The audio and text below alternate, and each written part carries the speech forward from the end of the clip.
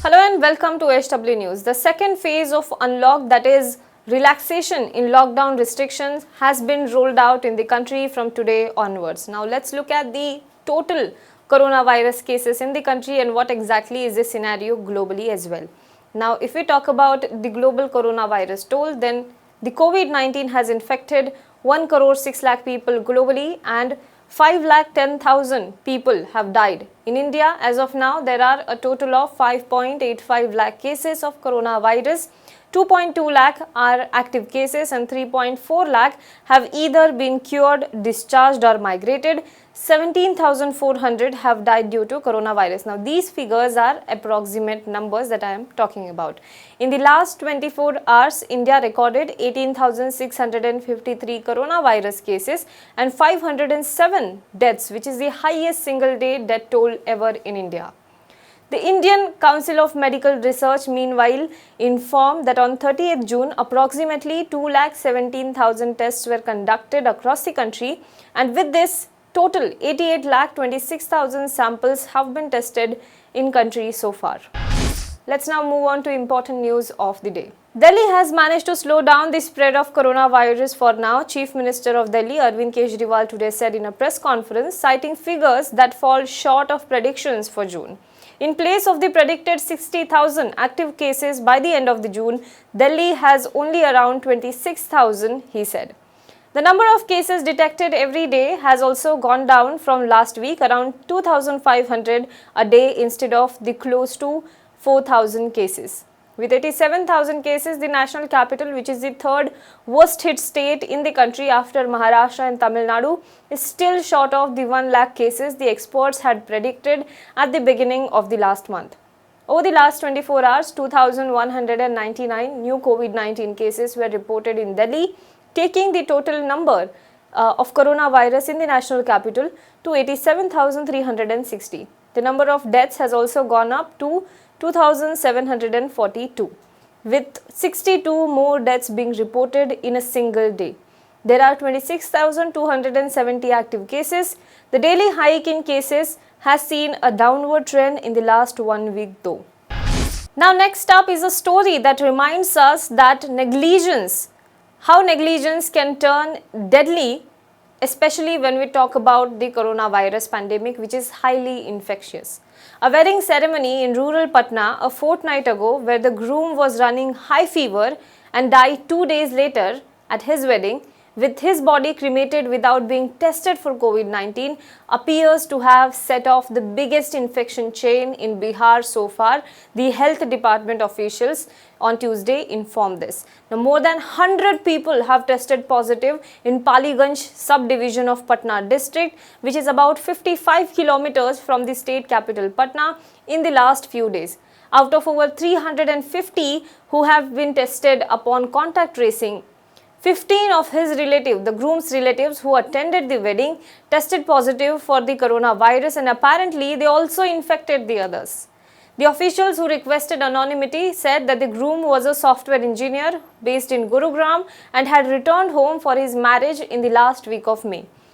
A few days after the Tilak ceremony, he started showing symptoms of coronavirus. On June 15th, the date of wedding, he was running high fever and wanted the ceremony to be deferred, but relented upon the insistence of family members who made him swallow paracetamol tablets and go through the rituals. On June 17th, his condition deteriorated significantly and family members then made a dash to AIIMS Patna, but he died on the way. The body was cremated in a huff without the authorities being informed about it at all. But somebody telephoned the district magistrate and narrated the entire episode. Now, all close relatives of the deceased who attended the ceremony were later on tested on June 19th. Of them, 15 tested positive. Now, this is a story that everybody should talk about, everybody should know about, as to how negligence and flouting the rules that have been in place, that have been announced by the government. When we flout these rules, what happens? This is the perfect example for that. Let's now move on to next news. Mumbai Deputy Commissioner of Police Pranay Ashok on Wednesday imposed Section 144 and prohibited the presence or movement of one or more persons in public places. Under the imposed Section 144, the gathering of any sort anywhere, including the religious places, subject to certain conditions in view of the COVID-19 pandemic, will also be restricted. Notice in this regard was issued today. Meanwhile, as many as 60 Maharashtra police personnel, including 3 officers, have died of COVID-19 since the outbreak of the disease. Out of these 60 victims, 38 were from Mumbai Police Force. So far, nearly 4,900 police personnel have been infected with coronavirus in the state, including over 2,600 from Mumbai Police Force alone. Let's move on to last news of the day. Goa Tourism Minister Manohar Azgaonkar on Wednesday announced that the coastal state will be open to tourists starting July 2nd as 250 hotels have been granted permission to resume operations. Goa, one of the country's most popular tourist destination, has remained shut for travelers since the nationwide coronavirus lockdown was imposed in the month of March. The decision to restart tourism activities was taken during a state cabinet meeting. The tourism department has so far granted permission to 250 hotels which can operate in keeping with the standard operating procedures put in place by the state government. It will be mandatory for tourists to pre-book their stay at the hotels which have received the tourism department approval. Hotels and homestays that have not registered with the department to reopen business will not be allowed to entertain guests or offer online bookings as well. Moreover, the tourist will either have to carry COVID-19 negative certificates to enter the state or they will have to get tested at the border and undergo quarantine at a state-run facility till their results arrive.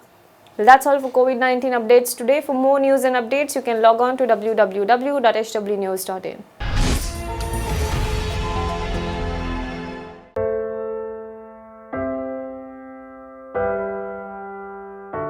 हमारे घरों में भी बच्चे होते हैं जो हमसे प्यार दुलार की आस करते हैं। हमारा भी जीवन साथी है जिसको हमारे ड्यूटी से घर आने का इंतजार होता है। हमारे घर में भी एक बूढ़ी माँ है जिनके लिए आज भी हम ही आंखों के तारे हैं। लेकिन हम हमारे घरों में नहीं हैं। आपकी सुरक्षा में कोई कसर न रहे, इसलिए हम अपने प्रियजनों से दूर हैं। हम में से ही कुछ तो अब इतने दूर जा चुके हैं कि वो वापस अपने घरों को लौट भी नहीं पाएंगे। हमें गर्व है कि हमारे कंधों पे मुंबई शहर के नागरिकों की सुरक्षा की जिम्मेदारी है। हमारे जज्बे और बलिदान को व्यर्थ न जाने दे। इस संकट के समय में आप घर पे रहे, सुरक्षित रहे।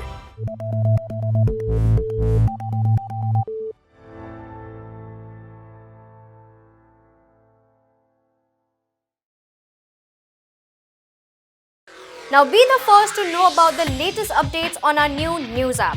Go on your Android or iOS, search for HW News Network.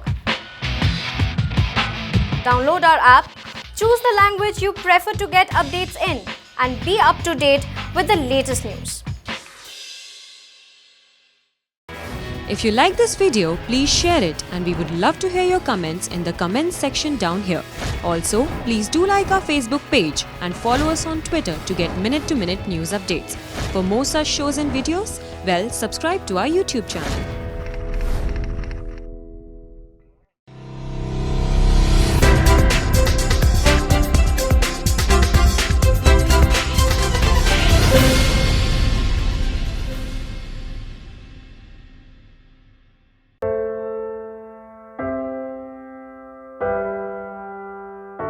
हमारे घरों में भी बच्चे होते हैं जो हमसे प्यार दुलार की आस करते हैं।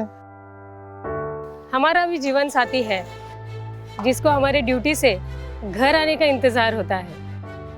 हमारे घर में भी एक बूढ़ी माँ है जिनके लिए आज भी हम ही आंखों के तारे हैं। लेकिन हम हमारे घरों में नहीं हैं। आपकी सुरक्षा में कोई कसर न रहे, इसलिए हम अपने प्रियजनों से दूर हैं। हम में से ही कुछ तो अब इतने दूर जा चुके हैं कि वो वापस अपने घरों को लौट भी नहीं पाएंगे। हमें गर्व है कि हमारे कंधों पे मुंबई शहर के नागरिकों की सुरक्षा की जिम्मेदारी है। हमारे जज्बे और बलिदान को व्यर्थ न जाने दे। इस संकट के समय में आप घर पे रहे, सुरक्षित रहे।